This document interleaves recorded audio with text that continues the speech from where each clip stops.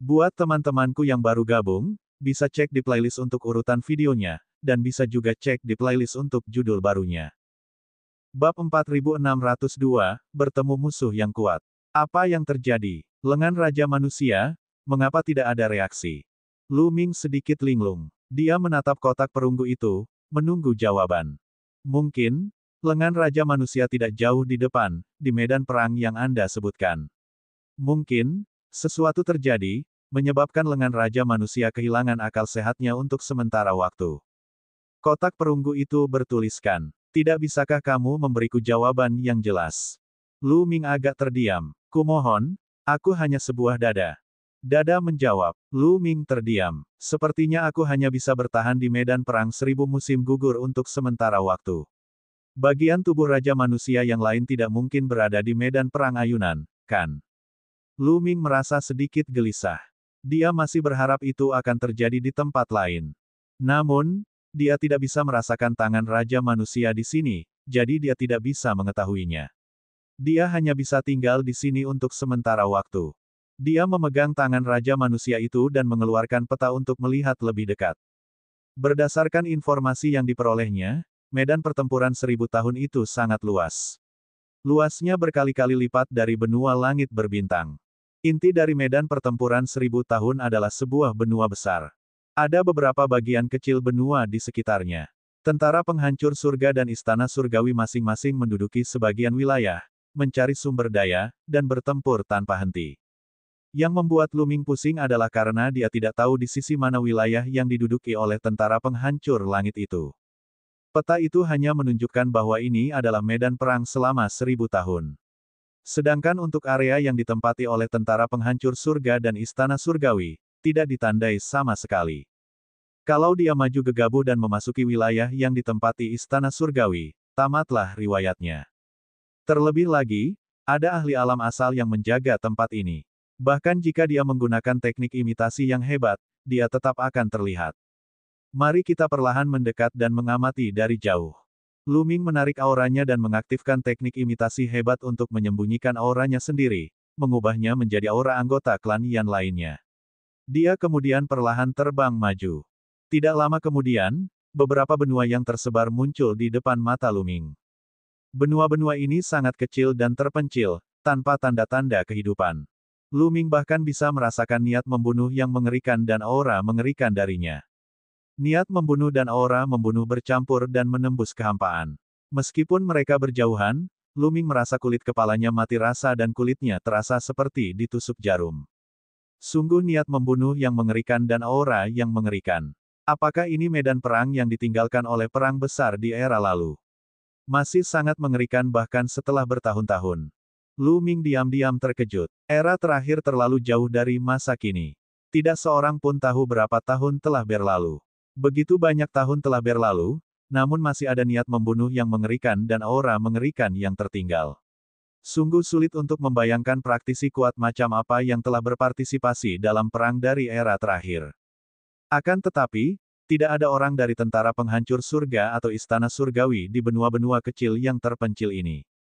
Lu Ming terus bergerak maju. Tiba-tiba, mata Lu Ming melebar. Ada sebidang tanah di depannya. Namun, yang mengejutkan Lu Ming adalah bahwa itu bukanlah sebidang tanah ini, melainkan sebuah senjata yang telah melewatinya. Itu adalah tombak panjang, sangat besar. Tombak itu menembus bagian tengah benua dan menusuk dari sisi lainnya. Dapat dilihat bahwa tombak itu sudah lapuk. Ada banyak penyok dan lubang di atasnya, dan tidak memiliki banyak spiritualitas. Di ujung tombak itu, ada sesosok tubuh yang duduk bersila. Tidak bagus, ini ras malaikat. Pupil mata Lu Ming tiba-tiba mengerut.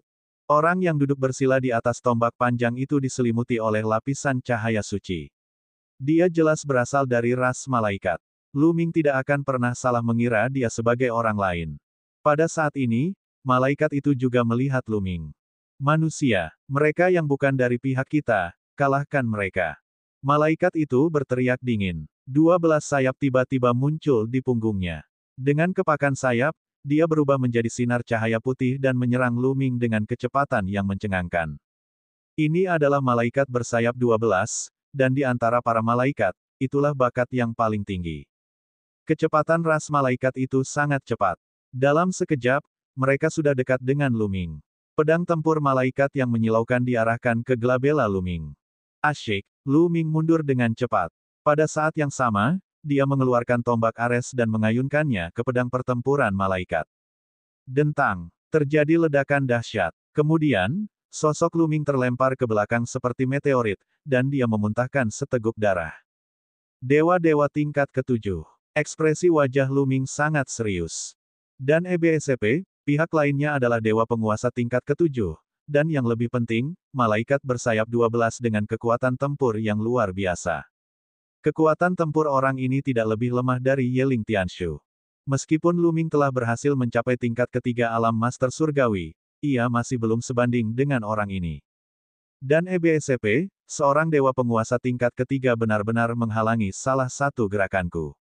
Pakar malaikat juga terkejut. Dan EBSCP, meskipun dia tidak menggunakan kekuatan penuhnya dalam serangan itu tetap bukan sesuatu yang dapat dihalangi oleh dewa penguasa tingkat ketiga.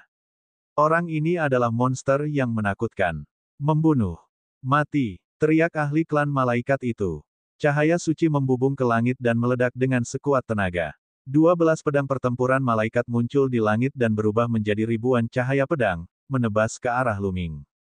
Ekspresi Luming serius. Dia terus mundur untuk menghindari serangan cahaya pedang. Namun, ada terlalu banyak cahaya pedang, dan sulit untuk menghindari semuanya. Beberapa cahaya pedang hanya dapat diblokir dari depan. Namun, kekuatan lawannya terlalu kuat. Itu bukanlah sesuatu yang bisa dilawan Luming. Setelah menangkis beberapa kilatan pedang, tubuh Luming dipenuhi luka dan lukanya semakin parah. Aku tidak bisa terlibat dalam perkelahian. Aku harus pergi secepatnya. Banyak pikiran berbeda yang terlintas di benak Luming. Kemampuan bertarung orang ini tidak lebih lemah dari Yeling Tianshu. Dalam pertarungan langsung, bahkan jika dia menggunakan energi asalnya, dia tidak akan menjadi lawannya. Kecuali dia menggunakan lengan Raja Manusia. Namun, Luming memotong pikiran ini begitu muncul. Tempat apakah ini? Jelaslah bahwa ini adalah wilayah tempat pasukan Istana Surgawi berada. Jika dia menggunakan lengan Raja Manusia, Luming memiliki peluang 1000% untuk membunuh orang ini dengan satu pukulan. Namun, setelah menggunakan lengan Raja Manusia, kekuatannya sendiri juga akan terkuras habis. Jika ahli lain dari Istana Surgawi datang, dia akan tamat. Hal terbaik yang bisa dilakukan sekarang adalah pergi secepatnya dan singkirkan orang ini. Namun, ras malaikat mengandalkan sayap malaikat mereka dan sangat cepat. Luming ingin menyingkirkan pihak lain tetapi dia tidak dapat melakukannya dalam waktu sesingkat itu. Jika hal ini terus berlanjut, bukan saja dia tidak akan mampu melepaskan diri dari pihak lawan, tetapi dia juga akan dibunuh oleh pihak lawan jika dia sedikit saja ceroboh. Luming, biarkan aku membantu. Teriak Qiu-Qiu. Tunggu sebentar lagi.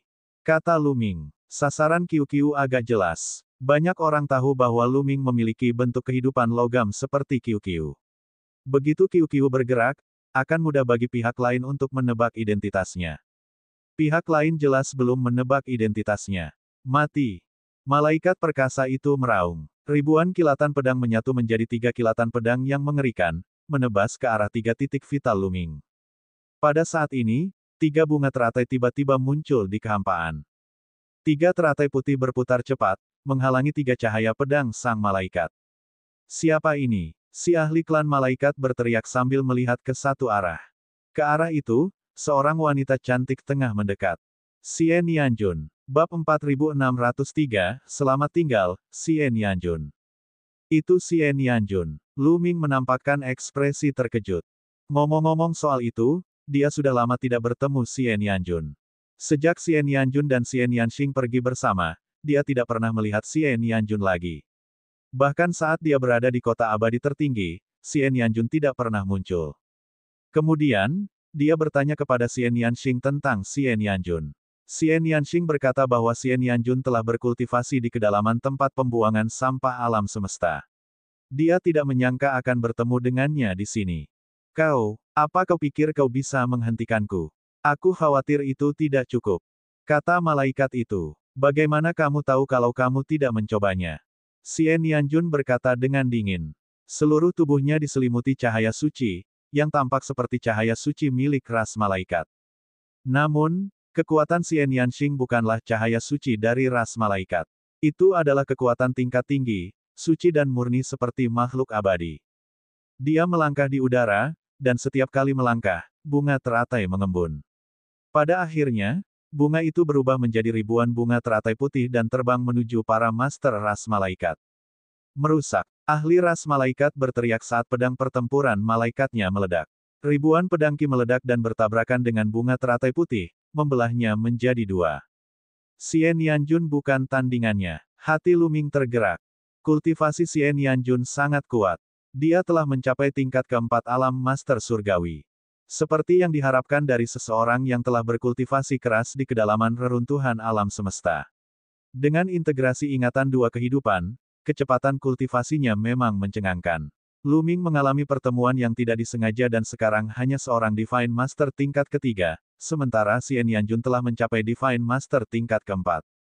Namun, ada perbedaan 3 tingkat antara Master Surgawi tingkat keempat dan malaikat. Meskipun Xian Yanjun sangat berbakat, dia masih belum sebanding dengan malaikat. Keduanya bertukar beberapa pukulan dan Xian Yanjun terpaksa mundur. Aku akan mengalahkan kalian berdua. Malaikat ahli itu berteriak sambil mengayunkan pedangnya ke arah Xian Yanjun.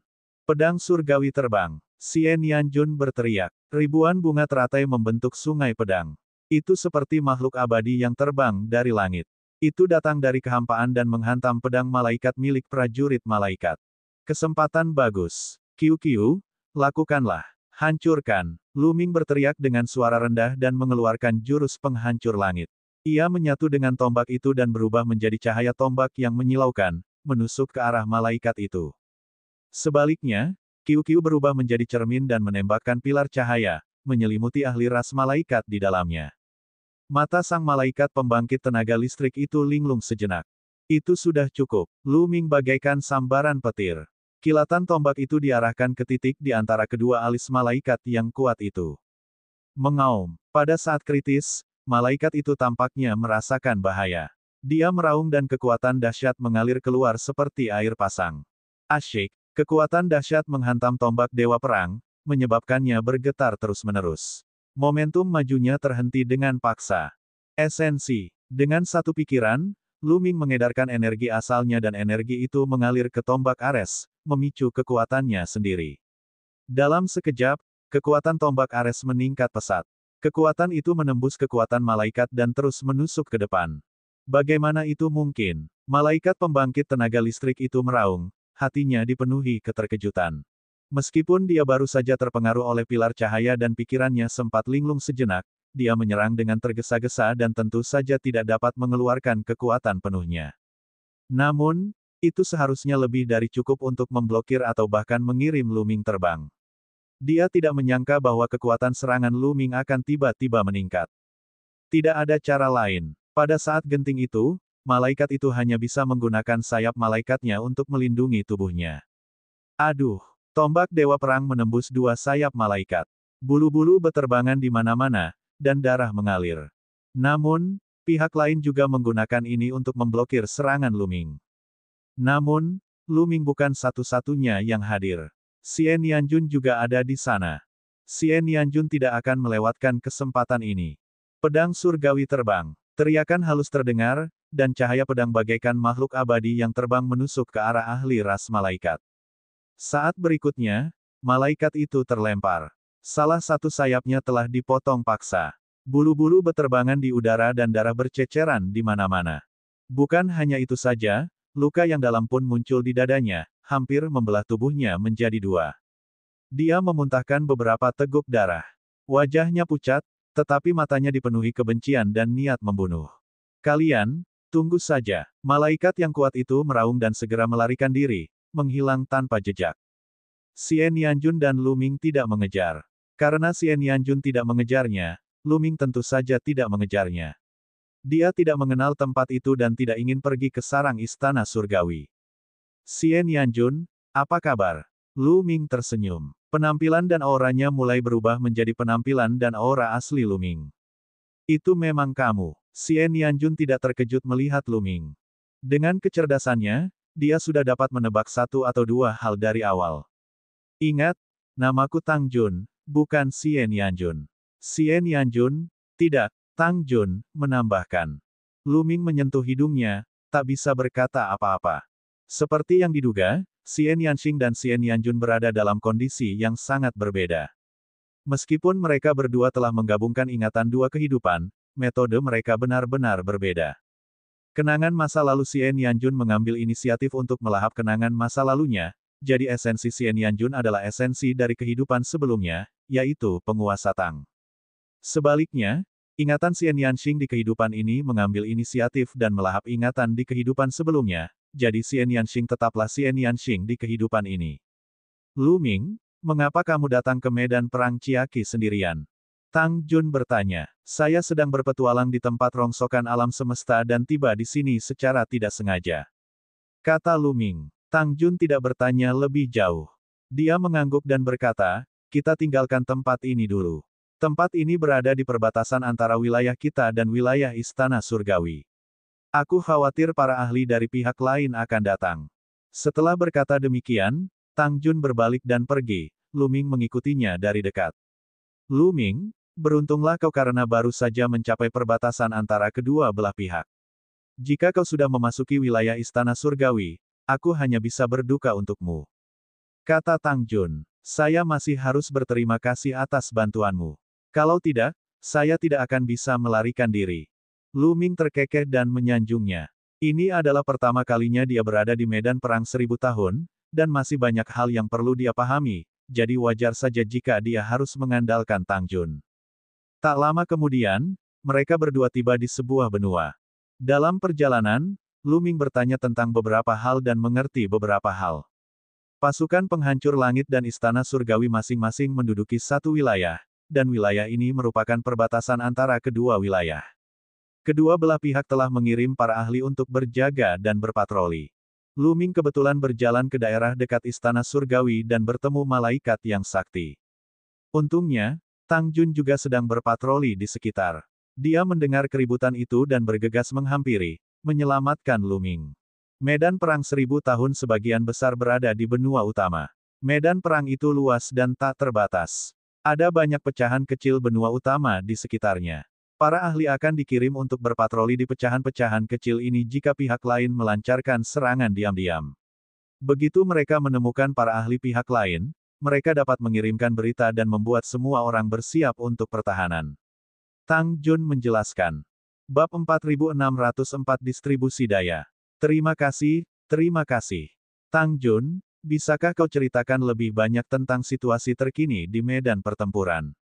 Lu Ming bertanya, jika Anda ingin memahami situasi spesifik medan pertempuran, lihatlah peta terlebih dahulu. Setelah mengatakan itu, Tang Jun mengeluarkan jimat giok. Jimat giok itu bersinar, dan sebuah peta muncul di udara. Di tengah peta terdapat sebuah benua besar. Lu Ming tahu bahwa ini seharusnya menjadi benua utama di medan perang 1000 tahun. Ada banyak potongan kecil benua yang mengapung. Pasukan penghancur surga menempati sebagian kecil wilayah selatan, sementara Istana Surgawi menempati separuh bagian utara. Apakah Anda melihat titik-titik putih dan merah itu? Kata Tang Jun. Lu Ming mengangguk. Di medan ayunan, memang ada beberapa titik putih dan merah. Titik merah berada di selatan, dan titik putih berada di utara. Titik-titik merah dihubungkan dengan garis merah, dan titik-titik putih juga dihubungkan dengan garis putih. Titik-titik ini adalah benteng dan benteng yang diduduki oleh kedua pihak. Benua utama medan perang 1000 tahun memiliki medan yang sangat rumit. Sebagian besar wilayahnya sangat berbahaya, dan wilayah yang gelap dan kabur itu adalah wilayah yang berbahaya. Kata Tang Jun, begitu banyak wilayah yang berbahaya. Lu Ming terkejut. Ini karena ia menyadari bahwa sebagian besar benua utama berwarna hitam pekat, dipisahkan oleh garis merah atau putih. Benar sekali. Medan perang 1000 tahun, seperti namanya, adalah medan perang kuno. Itu adalah medan perang yang mengerikan di era terakhir. Tidak seorang pun tahu berapa banyak ahli yang telah tewas di sini, dan tidak seorang pun tahu seberapa kuat mereka. Singkatnya, bahkan setelah bertahun-tahun yang tak terhitung jumlahnya, medan perang ini masih dipenuhi dengan niat membunuh yang mengerikan dan jahat. Tidak hanya itu, medan perang 1000 tahun juga melahirkan banyak serangga. Banyak dari mereka yang sangat menakutkan, terutama saat mereka dipenuhi dengan niat membunuh dan hasrat membunuh. Mereka akan menjadi sangat ganas, dan kekuatan tempur mereka akan meroket. Bahkan para ahli timbal balik akan menghadapi bahaya kematian jika mereka memasuki tempat-tempat ini, jadi semuanya adalah area terlarang. Anda tidak dapat memasukinya dengan mudah. Tentu saja, ada tempat-tempat di mana ki jahat dan niat membunuh lebih lemah di area berbahaya ini. Tempat-tempat ini relatif lebih aman. Garis putih atau merah yang Anda lihat adalah tempat-tempat di mana ki jahat dan niat membunuh lebih lemah. Dengan cara ini, mereka membentuk jalur yang relatif aman. Adapun titik-titik putih atau merah, itu adalah tempat yang paling aman.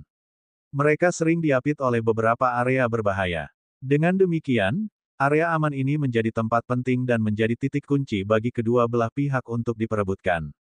Tang Jun menjelaskan secara rinci. Jadi begitu. Lu Ming mengangguk. Dia mengerti bahwa lokasi strategis itu seperti benteng di negeri manusia. Misalnya, di negeri manusia, ada lorong di pegunungan. Di lorong itu dibangun sebuah kota, dan kota itu adalah benteng. Satu-satunya cara untuk melewati pegunungan itu adalah melalui benteng. Begitu benteng itu diblokir, bahkan jika musuh memiliki ribuan pasukan, mereka tidak akan dapat melewatinya. Titik-titik putih dan merah di sini setara dengan benteng. Semakin banyak benteng yang mereka tempati, semakin besar pula wilayah yang akan mereka tempati. Garis putih dan merah adalah lorong.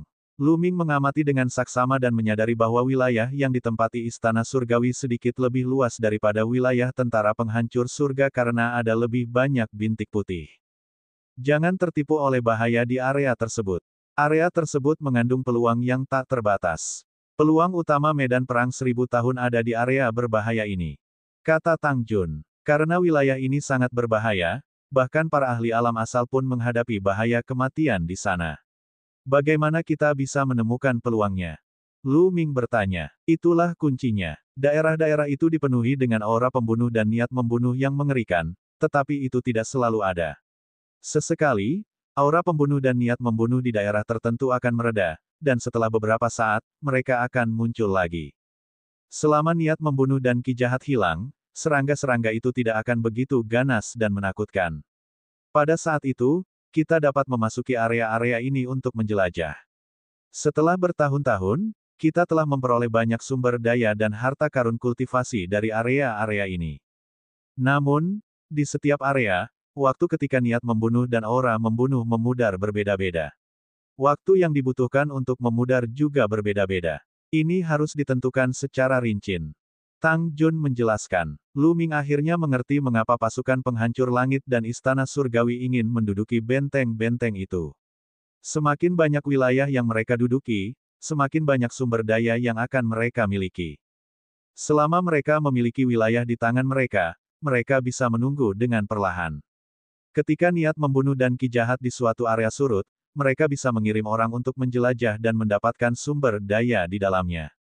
Misalnya, Chaos Crystal adalah material untuk menyempurnakan senjata sihir tingkat asal, atau bahkan senjata sihir tingkat asal yang lengkap. Bahkan, itu adalah harta karun yang berisi tanda asal. Tidak peduli di pihak manapun, sumber daya ini merupakan sumber daya strategis yang krusial. Semakin banyak sumber daya yang dapat diperoleh, semakin banyak pembangkit tenaga listrik yang dapat dilahirkan. Dari apa yang diketahui Lu Ming, medan perang 1000 tahun itu jelas merupakan tempat yang sangat penting di era sebelumnya.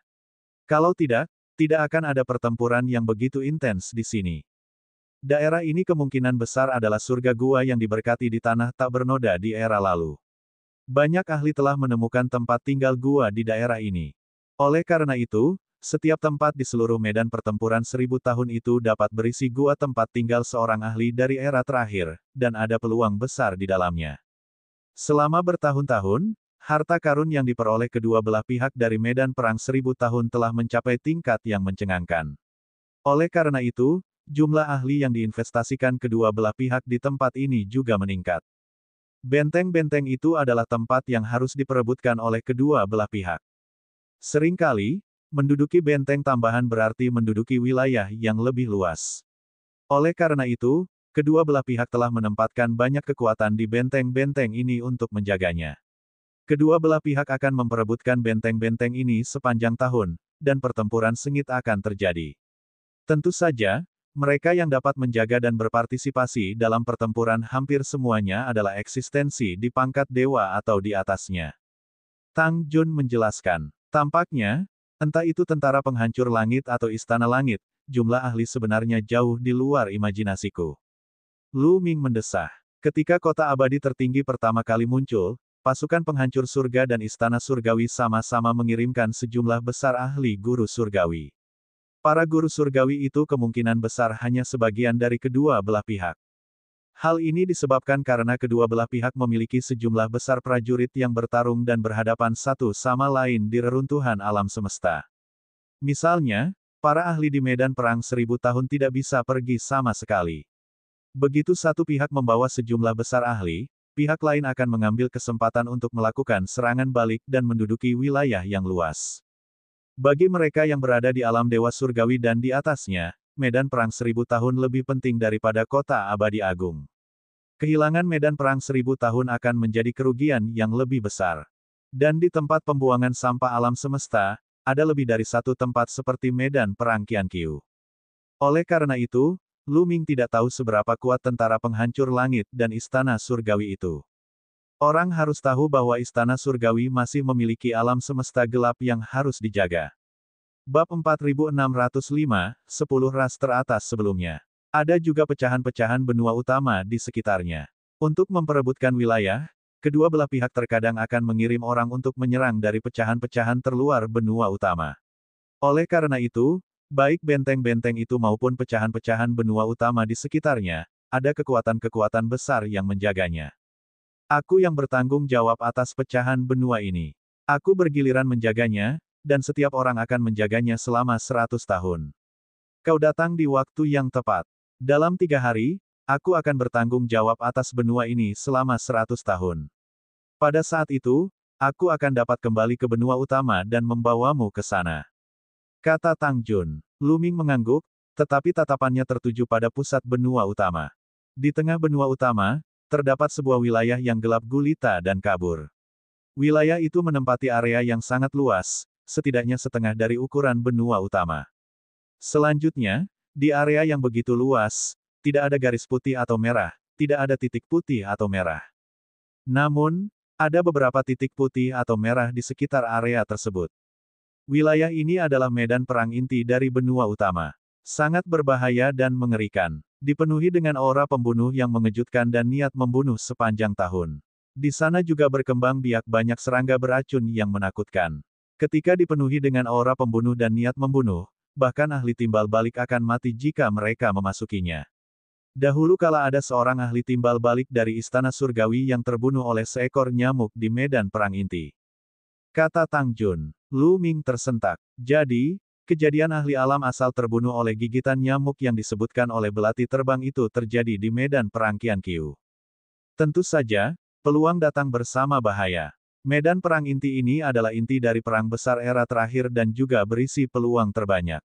Senjata surgawi tingkat asal, harta karun dengan tanda asal, teknik pemurnian ki tingkat atas, dan harta karun dengan tingkat yang lebih tinggi daripada senjata surgawi tingkat asal. Bahkan para ahli alam asal harus berjuang mati-matian untuk mendapatkan harta karun ini. Sesekali, niat membunuh dan niat membunuh di medan perang inti akan memudar. Pada saat itu, sejumlah besar ahli dari kedua kekuatan akan masuk untuk menjelajah.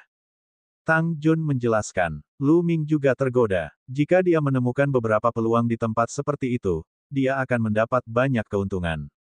Wajar jika kultivasinya meningkat pesat. Selanjutnya, Lu Ming tinggal di sana. 3 hari berlalu dalam sekejap mata. 3 hari kemudian, seorang lelaki tua tiba. Dan EBSCP, tetua ini memiliki aura tebal, eksistensi dewa-dewa tingkat ke-7. Yang paling aneh adalah bahwa sesepuh ini tampak seperti manusia, tetapi dia memiliki 2 kepala. Satu kepala memiliki kulit hitam pekat dan rambut hitam, sedangkan kepala lainnya memiliki kulit dan rambut seputih salju. Ras macam apa ini? Lu Ming bergumam dalam hatinya. Dia belum pernah melihat atau mendengar perlombaan seperti itu. Senior Tian Yue. Tang Jun menangkupkan tinjunya ke arah lelaki tua itu. Jangan panggil aku senior. Seharusnya aku yang memanggilmu senior.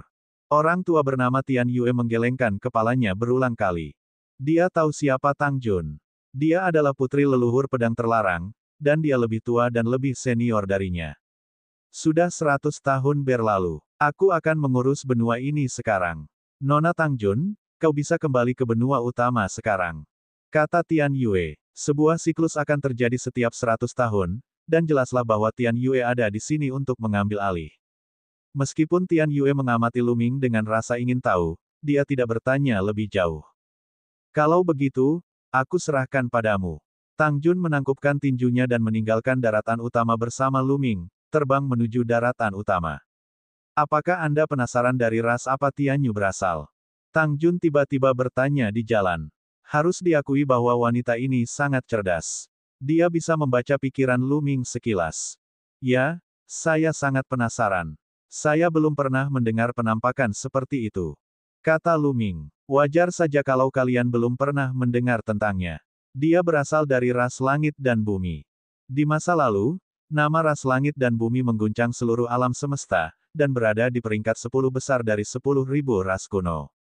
Kata Tang Jun. 10 balapan teratas. Lu Ming agak terkejut. Benar sekali. Di antara 10 ras teratas, ras langit dan bumi sangat kuat di puncaknya. Mereka bahkan lebih kuat dari ras malaikat dan ras darah sekarang. Namun pada akhirnya, Istana Surgawi curiga bahwa ras langit dan bumi bersekongkol dengan roh kehidupan Istana Surgawi saat itu. Mereka mengirim para ahli dan menghancurkan ras langit dan bumi dalam satu gerakan. Ras langit dan bumi yang sangat makmur pun hancur. Hanya sebagian kecil anggota ras langit dan bumi yang selamat dan bersembunyi dalam kegelapan, menunggu kesempatan untuk membalas dendam. Tang Jun menjelaskan, dihancurkan oleh Istana Surgawi lagi. Mata Lu Ming dipenuhi dengan dingin. Dia memikirkan klan kehendak surga di penjara Istana Surgawi. Pada puncaknya, mereka juga merupakan salah satu dari 10 klan teratas pada masa itu, tetapi mereka juga dihancurkan oleh Istana Surgawi.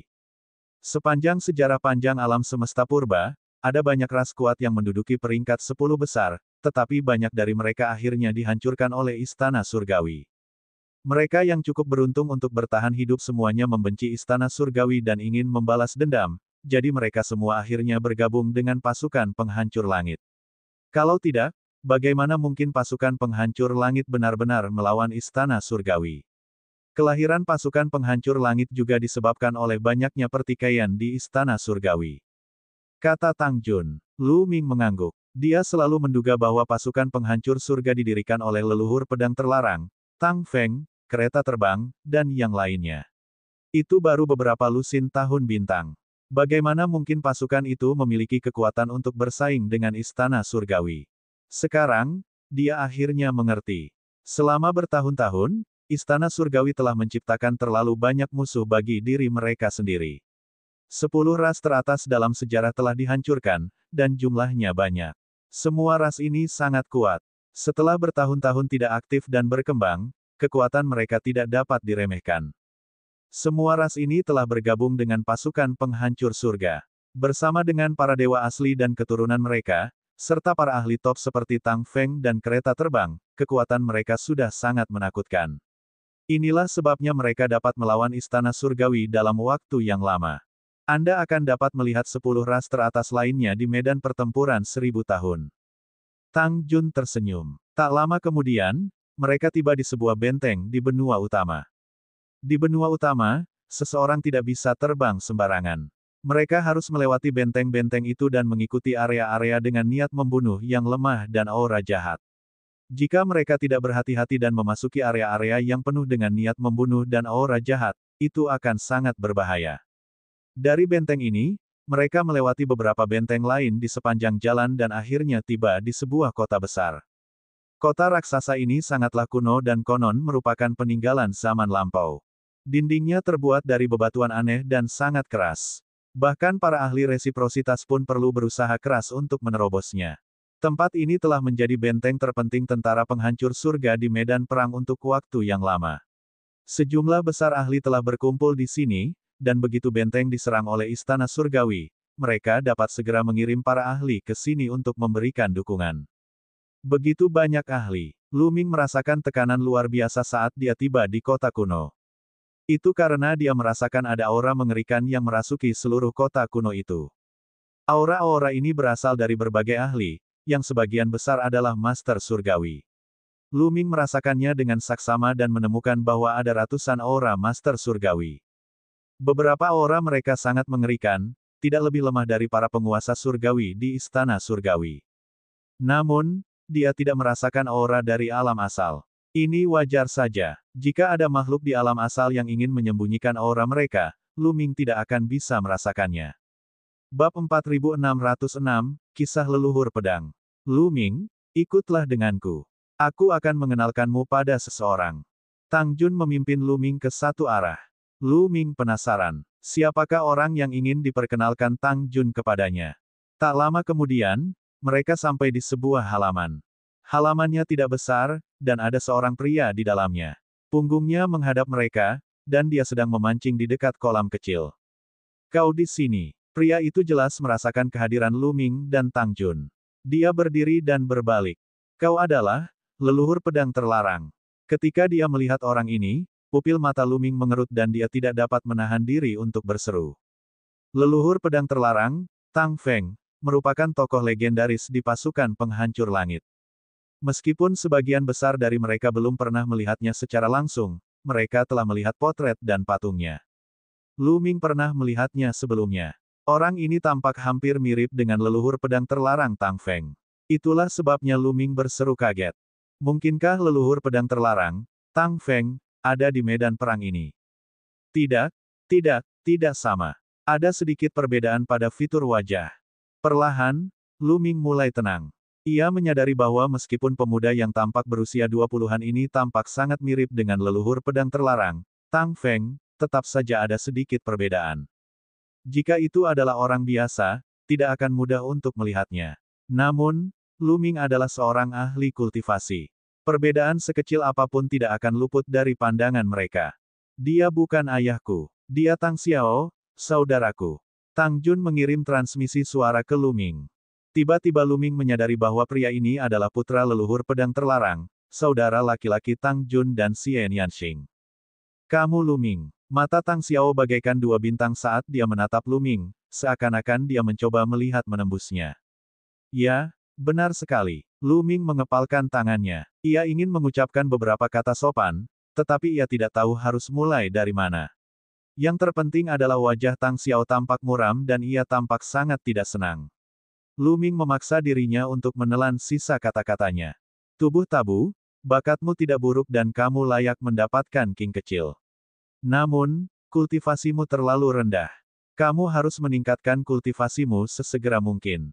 Dun berkata sambil tersenyum. Wajahnya tetap muram seperti biasa, tanpa sedikit pun senyum. Ya, Lu Ming menangkupkan tinjunya dan berkata. Bagaimanapun, dia adalah seorang senior yang telah hidup selama puluhan tahun bintang dan juga saudara laki-laki Xian Yanxing. Bahkan jika sikapnya tidak menyenangkan, Lu Ming hanya bisa berpura-pura tidak melihatnya. Terlebih lagi, Lu Ming merasa bahwa Tang Xiao tidak terduga. Dia seperti lubang tanpa dasar yang tidak dapat ditelusuri. Lu Ming tahu bahwa Tang Xiao kemungkinan besar berada di alam asal. Lu Ming tidak dapat menahan diri untuk tidak mengagumi leluhur pedang terlarang Tang Feng dari lubuk hatinya. Kultivasi Tang Feng sendiri tentu saja tidak perlu dijelaskan lagi. Dia bahkan tidak tahu sudah sampai tahap mana. Dan beberapa juniornya juga sangat kuat. Dari apa yang diketahui Lu Ming, Tang Feng memiliki 3 murid.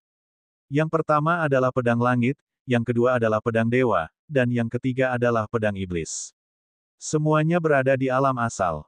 Putra Tang Feng, Tang Xiao, juga berada di alam asal. Adapun Xian Yanxing dan Tang Jun, mereka berdua berada di alam asal di kehidupan mereka sebelumnya. 6 junior semuanya berada di alam asal. Lu Ming merasa malu dengan kemampuan mereka dalam mengajar murid. Mengingat murid-muridnya yang sedikit, Lu Ming mendesah dalam hatinya. Kakak kedua, bawa Lu Ming berkeliling untuk membiasakan diri dengan medan dan cari tempat untuknya tinggal.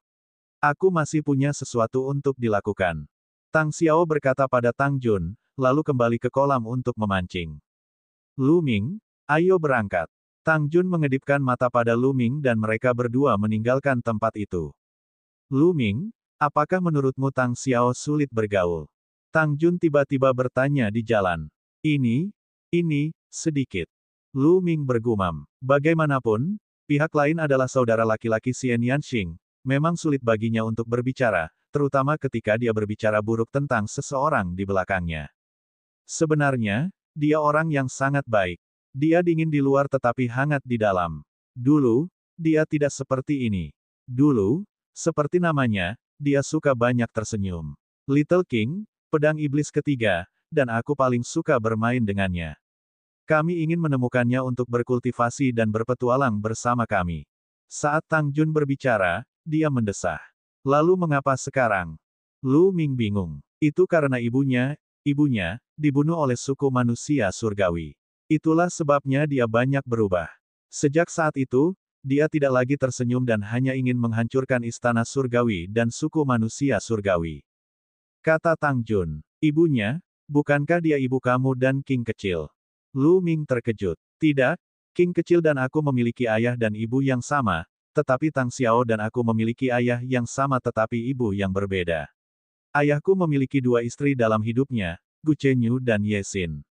Ibu Tang Xiao adalah Gu Chenyu, sedangkan King kecil dan aku memiliki Ye Xin sebagai ibu kami. Saat itu, ayah membunuh dan keluar dari dunia kecil.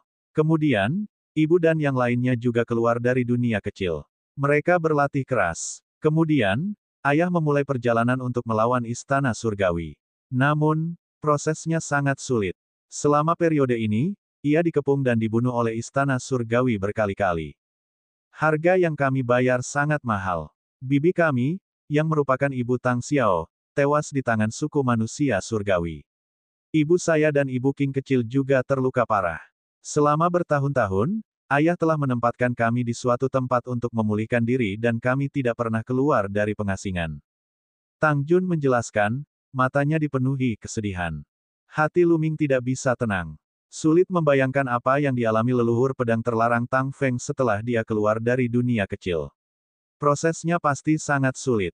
Pada saat yang sama, Lu Ming juga senang bahwa keluarganya baik-baik saja selama petualangannya. Faktanya, Lu Ming dianggap beruntung karena lahir di era yang baik. Setidaknya, di era ini, Tang Feng, kereta terbang, dan yang lainnya telah menjadi ahli top dan dapat melindunginya. Di era ketika Tang Feng dan kereta terbang tumbuh dewasa, tidak ada pusat kekuatan teratas yang melindungi mereka. Pada masa itu, roh kehidupannya, istana surgawi, telah lama hancur. Pengadilan dewa kuno yang agung juga telah dihancurkan. Roh-roh dewa asli dan ras-ras kuat lainnya yang menentang istana surgawi juga bersembunyi di tempat mereka. Istana surgawi adalah satu-satunya kekuatan di alam semesta. Sungguh terlalu sulit untuk membuat nama bagi dirinya sendiri pada era itu. Bahkan Tang Feng, leluhur pedang terlarang, tidak dapat melindungi istrinya. Salah satu dari mereka meninggal, dan yang lainnya terluka parah. Kematian bibi merupakan pukulan berat bagi Tang Xiao. Dia tidak pernah tersenyum lagi, dan satu-satunya tujuan ayah adalah menerobos ke alam berikutnya dan menghidupkan kembali bibi. Kata Tang Jun, dapatkah mereka yang jatuh dibangkitkan? Lu Ming bingung. Ayah pernah berkata bahwa hal itu dapat dilakukan asalkan kultivasi seseorang mencapai tingkat yang sangat tinggi. Namun, hampir mustahil untuk mencapai tingkat itu. Kesulitannya terlalu besar. Tang Junyi mendesah. Lu Ming mendesah dalam hatinya. Leluhur pedang terlarang, Tang Feng, adalah pahlawan di generasinya. Ia telah menjalani kehidupan yang gemilang, tetapi di balik kejayaannya, terkubur banyak peristiwa masa lalu yang menyedihkan. Tidak lama kemudian, mereka berdua tiba di halaman lain. Dulu aku tinggal di sini. Untuk sementara, kamu bisa tinggal di sini bersamaku. Kata Tang Jun. Tidak masalah, katanya. Lu Ming mengangguk. Bab 4607, Master Surgawi tingkat keempat, suku serangga roh yang tak terhitung jumlahnya. Kamu bisa tinggal di sini untuk saat ini. Jika ada area di mana ki jahat dan niat membunuh telah mereda, aku akan memanggilmu untuk mencoba peluangnya. Kata Tang Jun. Mereka berdua bertukar beberapa kata lagi sebelum kembali ke kamar masing-masing. Kembali ke kamarnya, hati Lu Ming tidak bisa tenang. Bahkan seorang yang memiliki bakat luar biasa seperti leluhur pedang terlarang Tang Feng telah mengalami pukulan yang sangat besar selama masa pertumbuhannya. Dia bahkan tidak dapat melindungi istrinya sendiri. Adapun dia, dengan kekuatannya saat ini, dia masih jauh dari mampu menaklukkan istana surgawi sendirian. Apakah dia juga akan mengalami hal yang sama dalam prosesnya? Tidak, aku tidak akan membiarkan diriku mengulangi kesalahan leluhur pedang terlarang. Aku harus menguasai kekuatan secepat mungkin. Selain itu, tubuh Raja Manusia adalah jalan pintas. Setelah Anda menguasainya, Anda dapat meratakan istana surgawi dan memastikan keselamatan orang-orang yang Anda cintai. Anda tidak dapat melewatkannya. Banyak pikiran yang muncul di benak Lu Ming. Lu Ming perlahan-lahan menjadi tenang setelah waktu yang lama. Kemudian, ia mengeluarkan kristal purba dan mulai menyerap dan memurnikannya. Dan EBSCP, dia masih memiliki sekitar 117.000 kristal primal, cukup baginya untuk menerobos ke alam dewa penguasa tingkat keempat. Satu persatu, kristal kekacauan disempurnakan oleh Lu Ming. Tingkat kultivasinya meningkat pesat dan kekuatan terlarang di tubuhnya menjadi lebih kuat. Dia harus mengakui bahwa sangat bagus untuk memadatkan benih asal terlebih dahulu. Dia memiliki arah yang jelas dan tidak akan tersesat. Dia tidak perlu menghabiskan waktu untuk memahami wilayahnya dan menemukan arahnya. Selama dia memiliki energi, kultivasinya dapat terus meningkat. Dalam waktu sekitar 10 hari, Lu Ming telah memurnikan sekitar 50.000 kristal primal. Kultivasinya akhirnya berhasil menembus dan ia mencapai tingkat keempat alam master surgawi. Dan EBSCP, dari Dewa Penguasa tingkat ketiga awal hingga Dewa Penguasa tingkat keempat awal, dia telah menghabiskan total 50.000 kristal primal. Angka ini sungguh mengejutkan. Pada saat yang sama, Lu Ming tersenyum pahit dalam hatinya. Dan EBSCP, kemudian, untuk menerobos dari tingkat keempat ke tingkat kelima alam master surgawi, ia akan membutuhkan lebih dari 500.000 kristal primal. Lu Ming sakit kepala. 500.000. Bahkan jika dia mengosongkan semua kristal purba di gunung leluhur benua langit berbintang, dia tidak akan bisa mengumpulkan sebanyak itu. Masih ada lebih dari 60.000 kristal primal yang tersisa. Aku akan memurnikan semuanya. Setidaknya aku bisa meningkatkan kultivasiku dan sedikit meningkatkan kekuatanku. Lu Ming bergumam. Dia kemudian mengeluarkan kristal kekacauan dan terus memurnikannya. Beberapa hari kemudian, Lu Ming telah memurnikan sekitar 10.000 kristal purba. Kultivasinya telah sepenuhnya terkonsolidasi di tingkat keempat alam master surgawi. Pada saat ini, dia menemukan bahwa Tang Jun sedang mencarinya.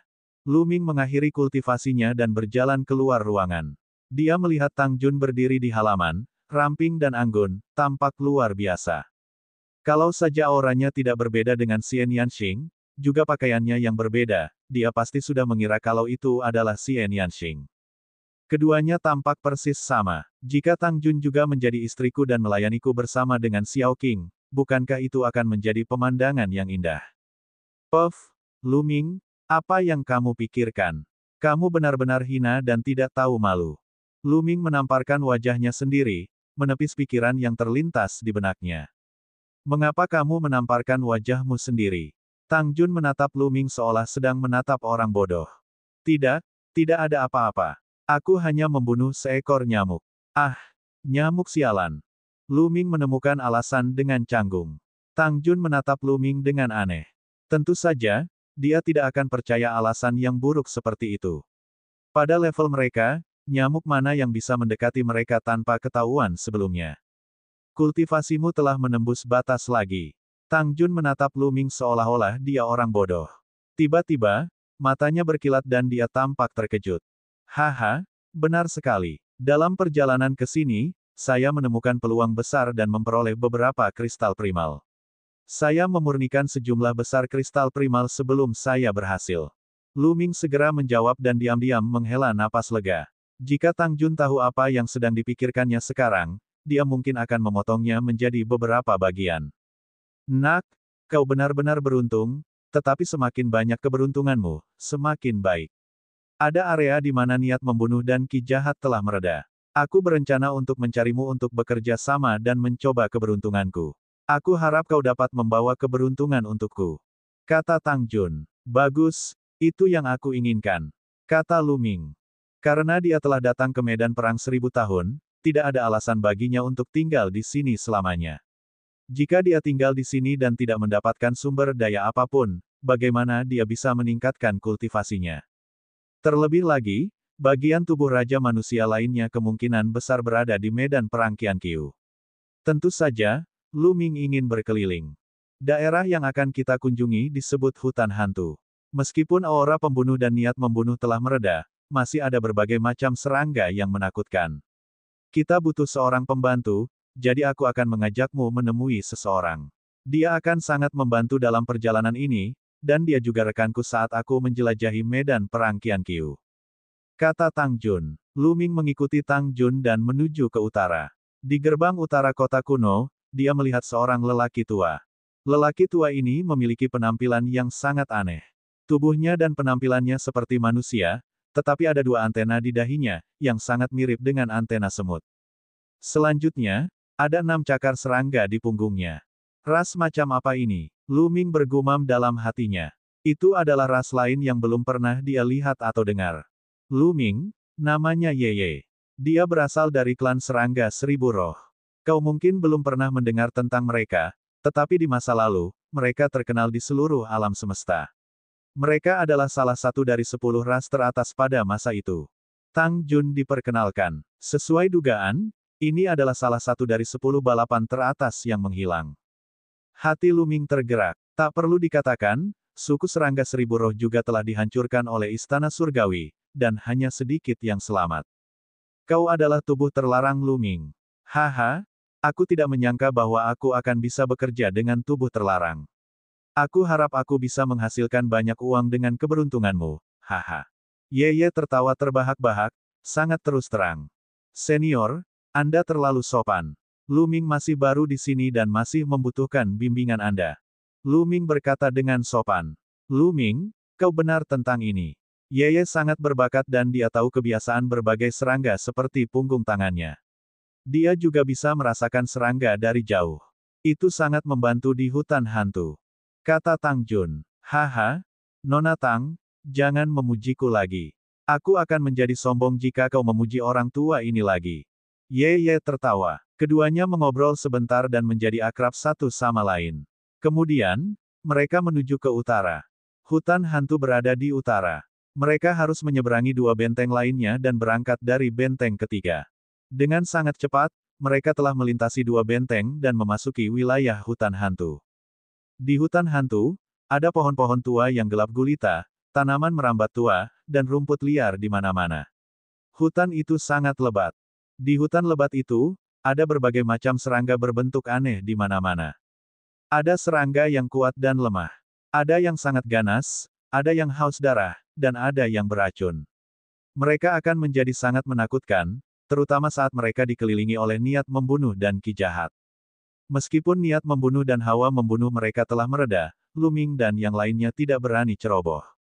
Mereka bertiga menyembunyikan aura mereka dan terbang rendah di tengah hutan lebat. Bab 4608, puluhan miliar serangga. Di medan perang, terbang pada ketinggian rendah adalah yang paling aman, sedangkan terbang pada ketinggian tinggi adalah yang paling berbahaya. Jika mereka terbang tinggi di udara, mereka akan menjadi sasaran hidup. Mereka akan menjadi sasaran dan diserang oleh serangga yang tak terhitung jumlahnya.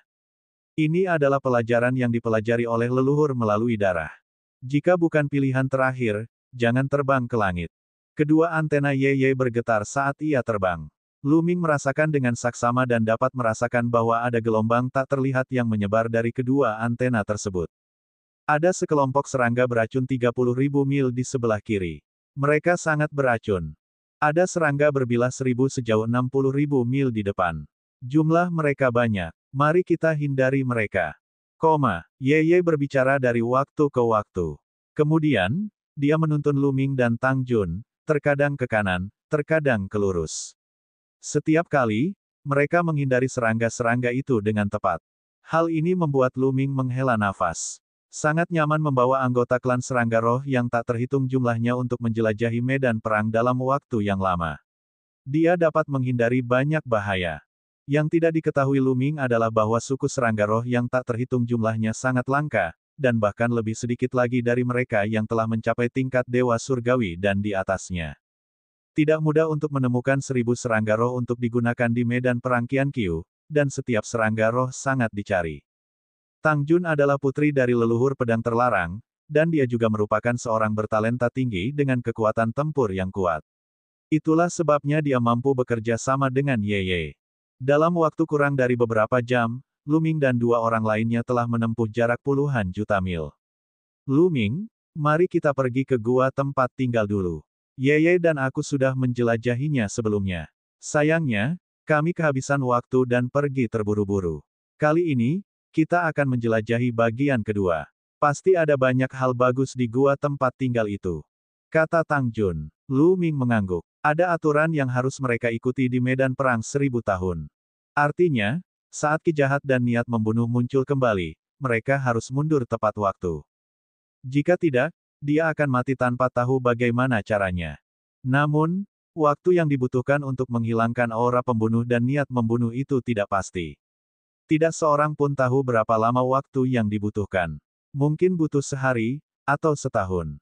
Sulit untuk mengatakannya.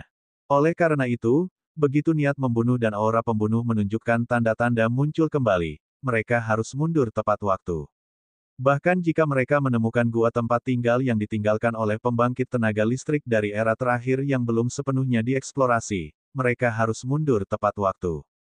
Terakhir kali, Tang Jun dan Ye menemukan gua abadi yang ditinggalkan oleh seorang ahli dari era sebelumnya.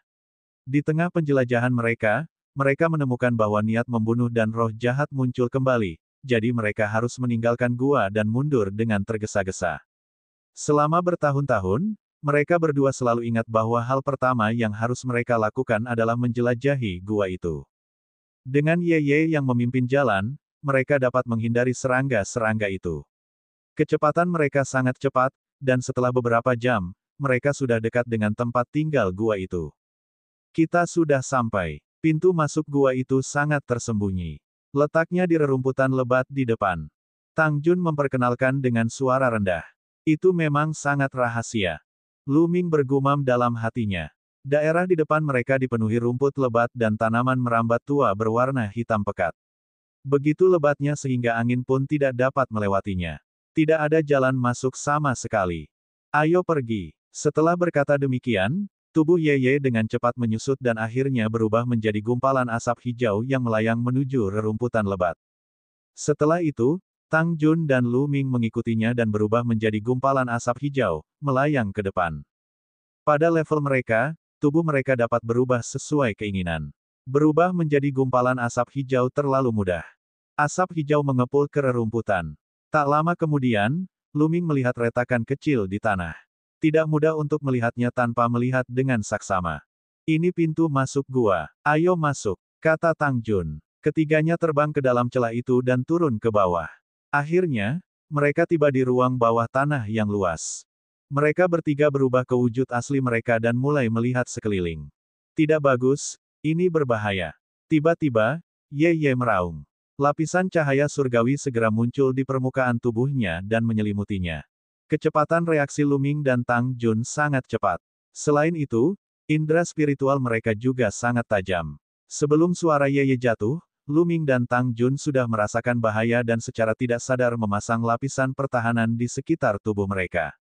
Momen berikutnya, ding, ding, ding, ding, ding. Cahaya dewa pelindung di sekitar mereka bertiga mulai bergetar hebat, menimbulkan suara berdenting. Ini, serangga. Mata Lu Ming menyipit. Ia menyadari bahwa makhluk yang menyerang mereka adalah sejenis serangga. Namun, serangga jenis ini terlalu kecil. Serangga itu 10.000 kali lebih tipis dari sehelai rambut. Orang biasa tidak dapat melihatnya sama sekali. Bahkan Lu Ming dan yang lainnya harus fokus untuk melihatnya. Serangga ini seperti jarum yang sangat kecil yang terus-menerus menyerang dan menusuk mereka. Mereka begitu padat sehingga tidak diketahui berapa jumlahnya. Lu Ming merasa dirinya telah diserang jutaan kali dalam sekejap. Serangga-serangga ini tidak kuat secara individu, tetapi jumlahnya terlalu banyak. Jutaan serangga menyerang Lu Ming. Meskipun mereka tidak menembus pertahanan Lu Ming, kekuatan besar yang terkumpul tetap membuat Lu Ming terpental dan ia menabrak dinding dengan keras. Tang Jun dan Ye juga sama. Mereka juga terlempar dan menghantam dinding. Wajah mereka sedikit pucat. Oh tidak, itu cacing janggut langit. Cacing fajar langit terlalu kecil dan sunyi. Aku bahkan tidak bisa merasakannya. Aku tidak melihatnya terakhir kali, jadi mengapa jumlahnya begitu banyak kali ini? Seru Ye. Pada saat yang sama, cacing jenggot langit yang tak terhitung jumlahnya menyerbu ke arah mereka bertiga. Tidak peduli apa, karena kita sudah menemukannya, kita hanya bisa memadamkannya. Gunakan api untuk menyerangnya. Cacing janggut langit takut api. Kata Tang Jun. Lapisan energi mengelilingi tubuhnya. Pada saat yang sama, bunga teratai putih muncul. Kemudian, bunga teratai ini mulai terbakar dan berubah menjadi bunga teratai api. Ledakan, ledakan, ledakan. Bunga teratai api itu meledak terus-menerus, berubah menjadi kobaran api yang menyebar ke segala arah. Ye mengeluarkan lampu merah menyala dan meniupnya. Api di lampu itu meledak seperti gunung berapi, berubah menjadi api yang mengerikan dan melesat maju. Api besar, ledakan api besar. Lu Ming mengeluarkan lusinan jurus rahasia kuno yang berhubungan dengan api dalam sekejap. Api yang dahsyat meledak dan menyelimuti sedikitnya jutaan cacing janggut langit dalam sekejap. Setelah cacing jenggot langit dilalap api, tubuh mungilnya menggeliat terus-menerus sebelum akhirnya terbakar dan berubah menjadi abu. Sejumlah besar cacing jenggot langit dibakar. Sesaat kemudian, semua cacing jenggot langit di daerah itu terbakar dan musnah. Mereka bertiga menghela napas lega. Untungnya, kali ini jumlahnya tidak banyak. Hanya puluhan juta. Kudengar dulu jumlahnya puluhan miliar. Bahkan ahli alam asal harus melarikan diri jika harus menghadapi mereka. Ye berkata dengan rasa takut yang masih tersisa. Puluhan miliar. Lu Ming tersentak kaget. Bab 4609, hanya fragmen yang tersisa. Seekor cacing jenggot langit mungkin tidak menakutkan, tetapi jika ada puluhan miliar cacing seperti itu yang menyerang pada saat yang sama, kekuatan dahsyatnya mungkin dapat menghancurkan Lu Ming menjadi berkeping-keping seketika. Sepertinya gua ini telah diserbu oleh serangga. Kita harus berhati-hati mulai sekarang. Kata Tang Jun. Ye dan Lu Ming mengangguk. Kedua antena Ye mulai bergetar terus-menerus, mengirimkan gelombang yang tak terlihat. Lu Ming mengamati sekelilingnya. Tempat yang mereka tempati adalah sebuah ruangan batu yang luas. Ada lorong-lorong di semua arah ruangan batu itu. Sekilas, ada 4 bagian. Terakhir kali, kita menjelajahi 2 lorong di sebelah kanan, dan masih ada 2 lorong di sebelah kiri yang belum kita jelajahi. Sekarang, mari kita mulai menjelajahi lorong sebelah kiri. Kata Tang Jun. Hati-hati, aku bisa merasakan ada serangga di balik terowongan itu, tapi aku tidak tahu jenis serangga apa itu. Dia berkata, tidak peduli apapun, aku harus melakukan perjalanan. Kata Tang Jun. Seketika itu juga mereka bertiga berjalan menuju salah satu lorong. Ketiganya maju dalam formasi segitiga. Jika ada masalah, mereka bisa langsung bergabung. Tak lama kemudian, mereka sampai di ujung lorong, yang berupa gua besar. Berdecit. Saat Lu Ming dan 2 orang lainnya melangkah ke dalam gua, seekor cacing besar menerkam mereka. Angin kencang bertiup, dan bau amis menusuk hidungnya. Beberapa kekuatan tajam menebas Lu Ming dengan kekuatan yang mengejutkan. Lu Ming mengeluarkan tombak Ares dan mengayunkannya. Klang-klang-klang. Beberapa lampu pisau berwarna hitam, tidak, itu bukan lampu pisau, itu sudah jelas merupakan cakar tajam serangga, yang menebas tombak Dewa Perang, membuat tombak Dewa Perang itu bergetar. Lengan Lu Ming sedikit mati rasa. Lu Ming telah mencapai tingkat keempat dari Master Alam Dewa, dan kekuatannya telah meningkat pesat. Dengan kemampuan Lu Ming saat ini, dia bahkan bisa melawan seorang ahli seperti Yeling Tianshu sendirian. Namun, lengannya masih mati rasa karena benturan. Serangan ini sangat mengejutkan. Di sisi lain, Tang Jun dan Ye juga diserang. Kondisi mereka bahkan lebih buruk. Meskipun mereka berhasil menangkis serangan, tubuh mereka terpaksa mundur. Tang Jun juga merupakan guru surgawi tingkat keempat. Tang Jun memiliki ingatan dari kehidupan sebelumnya, dan dia adalah seorang jenius sejak awal. Dalam pertempuran dengan level yang sama, dia bahkan sedikit lebih kuat dari Xian Yanxing. Akan tetapi, dibandingkan dengan Lu Ming, dia masih memiliki kekurangan. Adapun Ye, dia adalah seorang master surgawi tingkat 6 puncak. Suku 10.000 serangga roh adalah salah satu dari 10 suku teratas di masa lalu, jadi wajar saja jika mereka memiliki bakat yang hebat. Dapat dikatakan bahwa 10 balapan teratas sebelumnya lebih bertalenta daripada 10 balapan teratas saat ini. Hal ini karena 10 balapan teratas saat ini mungkin bahkan tidak memenuhi syarat untuk masuk ke 10 besar di masa lalu. Hanya ketika 10 balapan teratas sebelumnya telah hancur, balapan dengan peringkat lebih rendah memiliki kesempatan untuk masuk ke 10 besar. Misalnya, ras malaikat, ras darah, ras iblis, dan ras Buddha semuanya berada di peringkat paling belakang. Pada awalnya, ras-ras ini tidak dapat masuk ke dalam 10 besar. Sejak zaman kuno, hanya ada satu ras yang menduduki peringkat 10 besar, yaitu ras semi-abadi. Lagi pula, dia selalu menduduki peringkat pertama, tidak tergoyahkan oleh apapun. Oleh karena itu, bakat Ye tidak perlu diragukan lagi. Dia bahkan lebih kuat dari 10 ras teratas saat ini. Meskipun dia hanya seorang Divine Master tingkat ke-6, kekuatan tempurnya sangat kuat, tidak jauh lebih lemah dari Tang Jun. Orang harus tahu bahwa hanya ada sedikit orang di seluruh alam semesta yang memiliki bakat seperti Tang Jun, termasuk mereka yang berasal dari suku manusia surgawi. Berdecit, teriakan tajam itu terdengar lagi.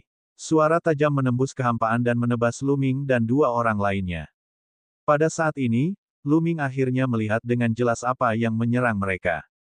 Itu adalah cacing raksasa yang tampak seperti kelabang dengan puluhan cakar tajam di perutnya. Cakarnya lebih tajam dari pisau dan ingin mencabik-cabik Lu Ming dan yang lainnya. Ledakan. Aura yang kuat meledak dari tubuh Lu Ming. Formula karakter pertempuran melipat gandakan kekuatan tempurnya sebanyak 8 kali. Merusak. Lu Ming berteriak keras. Energi tabu terus mengalir ke tombak Dewa Perang dan kemudian dia menyerang, berbenturan dengan cakar tajam serangga itu. Ledakan. Ledakan. Beberapa ledakan beruntun terdengar. Di bawah serangan habis-habisan Lu Ming, cakar tajam serangga itu tidak dapat menahannya dan meledak. Tombak itu tidak berhenti. Kekuatan dahsyat itu menghantam tubuh serangga itu, membuatnya terpental dan menghantam dinding gua. Dinding itu bergemuruh keras, dan sebuah lubang besar terbentuk di tubuh serangga itu, dan dari lubang itu mengalir keluar cairan hijau. Sungguh kekuatan yang dahsyat. Apakah ini tubuh terlarang? Kekuatan tempurnya sungguh menakjubkan. Ye menatap Lu Ming dengan kaget. Dia terkejut dengan kekuatan Lu Ming. Sebelumnya, dia pernah beradu pedang dengan cacing itu. Dia sangat memahami kemampuan cacing itu. Cacing itu sedikit lebih kuat darinya, tetapi berhasil dihancurkan oleh Lu Ming. Dia mengira Tang Jun sudah menjadi monster langka dan tidak ada seorang pun di alam semesta yang dapat menandinginya. Dia mengira bahkan tubuh tabu tidak akan mampu melampaui Tang Jun. Tetapi sekarang setelah dipikir-pikir lagi, dia salah. Tubuh terlarang itu benar-benar menakutkan. Ayo serang bersama. Mati, teriak Tang Jun. Dia berubah menjadi sinar pedang dan menusuk luka yang dibuat Lu Ming pada serangga itu. Ye juga bereaksi. 6 lengannya yang seperti serangga menembus kekosongan seperti 6 tombak panjang, menusuk luka-luka serangga. Serangan mereka mendarat di luka cacing itu. Energi mengerikan itu menimbulkan malapetaka di tubuh cacing itu dan terus meledak dari dalam keluar. Akhirnya, cacing itu terbunuh. Di dalam gua ini tidak ada apa-apa selain cacing ini. Ada beberapa serpihan logam yang tertinggal oleh cacing ini. Tang Jun berkata setelah mengamati tanah sejenak. Lu Ming juga melihat beberapa potongan logam kecil berserakan di tanah. Warnanya keemasan dan sangat halus. Ye mengambil beberapa remah dan mencicipinya di mulutnya, lalu berkata, ini sisa-sisa Secret Heart Gold. Sayang sekali, sayang sekali. Mungkin ada Secret Heart Gold di sini, tetapi dimakan oleh cacing ini. Ini adalah pecahan yang tertinggal setelah ia mengunyah Secret Heart Gold. Lu Ming dan Tang Jun juga menghela nafas, diam-diam merasa kasihan. Saint Heart Gold adalah material logam tingkat atas dan material utama untuk membuat senjata surgawi tingkat asal. Bahan suci semacam itu sangat langka dan berharga, tetapi dimakan oleh seekor cacing. Sungguh disayangkan. Ayo cepat pergi ke lorong lainnya dan melihatnya. Dia berkata. Seketika itu juga mereka bertiga mundur dan menuju ke lorong terakhir yang belum dijelajahi. Awalnya, lorong-lorong ini semuanya memiliki susunan rune. Tidak mudah untuk memasukinya, tetapi sekarang semuanya hilang. Jelas bahwa serangga telah menghancurkannya. Pasti ada serangga di lorong ini juga. Kata Tang Jun. Benar, aku juga merasakannya. Auranya berbeda dari yang sebelumnya. Hati-hati, aku merasa itu sangat berbahaya. Dia berkata. Mendengar perkataan Ye, Lu Ming dan Tang Jun tidak berani gegabah. Mereka mengerahkan seluruh kekuatan mereka dan siap bertarung kapan saja. Tak lama kemudian, mereka bertiga sampai di ujung lorong. Retak, retak, retak. Begitu mereka tiba, mereka mendengar suara berderak dan melihat seekor serangga besar sedang mengunyah sesuatu. Bab 4610 hanya kelemahan. Cacing ini tampak sangat aneh. Cacing ini ditutupi sisik tebal dan memiliki 8 cakar panjang di sekeliling tubuhnya, membuatnya tampak seperti laba-laba raksasa. Terlebih lagi, mulutnya besar dan penuh taring, dan suara retakan keluar dari mulutnya karena serangga itu sedang menggerogoti senjata dewa. Tampaknya itu adalah pedang pertempuran, dan sebagian ujung pedang itu jatuh ke tanah. Senjata suci tingkat asal. Ketiganya tergerak. Senjata yang digerogoti serangga itu jelas merupakan senjata tingkat origin. Mereka hanya tidak tahu apakah itu senjata tingkat origin yang rusak atau masih utuh. Kalau memang masih utuh, sayang sekali. Pada saat itu, mata besar berwarna merah darah milik serangga itu sedang menatap Lu Ming dan kedua orang lainnya. Sialan, beraninya kau merebut makananku, kubunuh kau. Kiu-Kiu lah yang berteriak. Ia melihat seekor serangga sedang memakan senjata dewa tingkat asal dan tidak dapat menahannya lagi.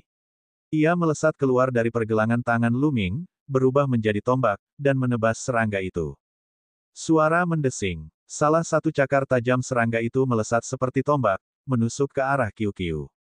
Dengan suara berdenting, tombak Kiu-Kiu bertabrakan dengan salah satu cakar tajam serangga itu, dan meledak dengan suara ledakan yang dahsyat.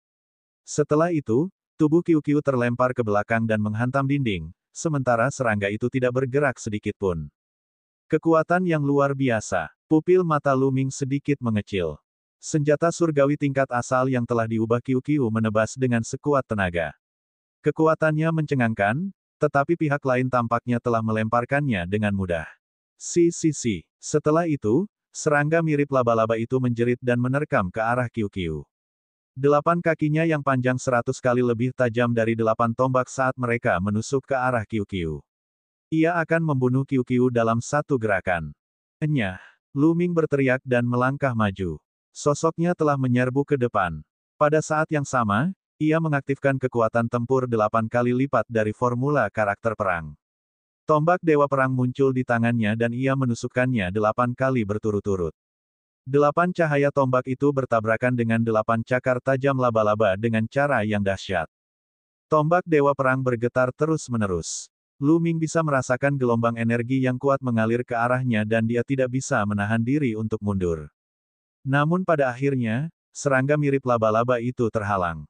Sangat kuat, bahkan lebih kuat dari yang sebelumnya.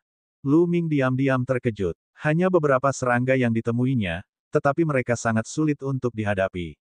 Dapat dibayangkan jika serangga ini menggunakan niat membunuh dan ki jahat di udara, mereka akan menjadi sangat kuat. Tidak heran dikatakan bahwa seseorang tidak dapat memasuki tempat itu pada hari yang dipenuhi dengan niat membunuh dan aura pembunuh. Itu benar-benar terlalu berbahaya. Ya, ketika serangga mirip laba-laba itu melihat bahwa serangannya telah dihalangi oleh Lu Ming, ia tampak marah. Ia menjerit dan 8 cakar tajamnya menari-nari liar saat menyerang Lu Ming. Hati-hati, ini adalah laba-laba yang penuh. Seluruh tubuhnya tidak bisa dihancurkan, dan 8 kakinya memiliki kekuatan serangan yang luar biasa. Anda tidak bisa melawannya dengan kekuatan. Ye berteriak dan bergegas keluar bersama Tang Jun, melancarkan serangan dari samping. Namun, saat serangan mereka mendarat di tubuh laba-laba, mereka terhalang oleh sisiknya yang tebal. Lu Ming dan Kiu-Kiu bergerak menyamping dengan cepat dan menghindari serangan 8 kaki laba-laba kecanduan roh. 8 kaki laba-laba kecanduan roh itu mundur dan menusuk dinding, menciptakan 8 lubang di dinding yang keras itu. Masuki dunia ilusi. Kiu-Kiu berteriak keras. Tubuhnya berubah menjadi cermin dan memancarkan seberkas cahaya yang menyelimuti laba-laba itu.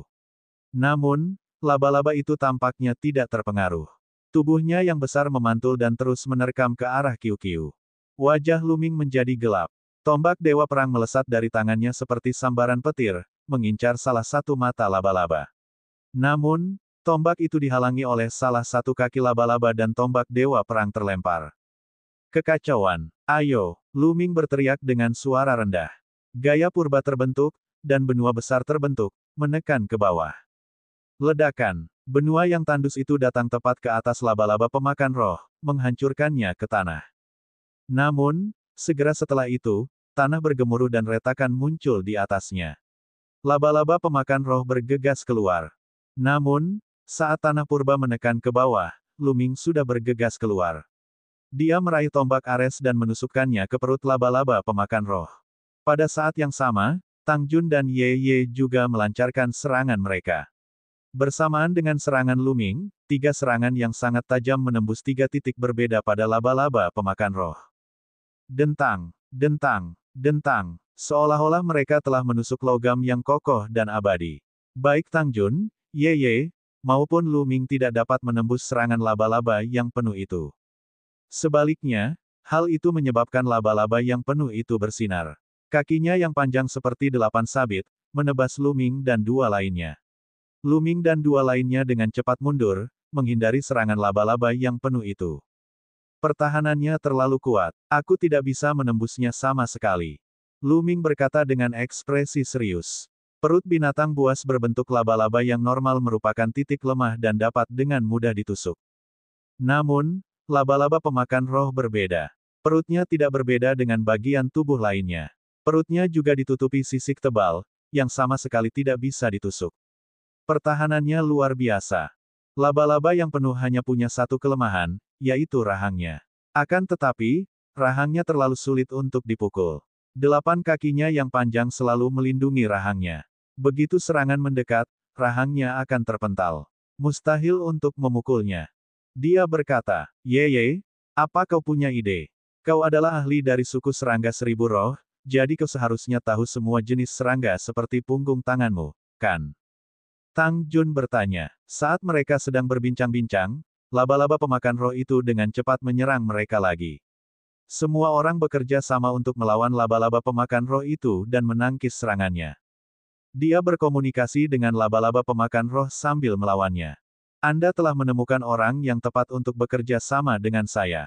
Kalian blokir saja dulu, saya yang akan menanganinya. Ye Ye berkata sambil cepat-cepat mundur. Luming dan Tang Jun, Kiu, menyerang dengan sekuat tenaga dan menahan laba-laba pemakan roh. Luming terus-menerus mengeluarkan gaya kehancuran besar, menekan daratan demi daratan, memperlambat kecepatan laba-laba yang penuh. Adapun Ye Ye, dia mulai melancarkan aksinya. Dengan lambaian tangannya, banyak botol dan toples muncul di udara. Dari botol dan toples ini, ia mengeluarkan berbagai macam tanaman obat. Ia membuka mulutnya dan meniup, lalu muncullah gumpalan api yang menyelimuti berbagai jenis tanaman dan mulai membakar. Saat berikutnya, aroma aneh muncul dan memenuhi seluruh gua. Wewangian ini tidak berbahaya bagi kita, tetapi seperti racun bagi laba-laba pemakan roh. Kekuatannya akan melemah dengan sangat cepat. Jika saatnya tiba, kita akan memanfaatkan kesempatan untuk menyerang titik-titik vitalnya. Ye Ye mengirimkan transmisi suara ke Luming dan Tang Jun. Luming dan Tang Jun menjadi bersemangat dan berusaha lebih keras untuk mengikat laba-laba pemakan roh. Seperti yang diduga, lama-kelamaan kekuatan laba-laba pemakan roh itu semakin melemah. 8 kaki panjang yang awalnya kuat dan mengancam Luming dan kelompoknya perlahan menjadi lemah dan tidak dapat menimbulkan ancaman fatal bagi mereka. Namun, efek dari wewangian itu tampaknya terbatas. Ketika laba-laba yang penuh itu melemah sampai batas tertentu, ia berhenti melemah. Tapi ini sudah cukup.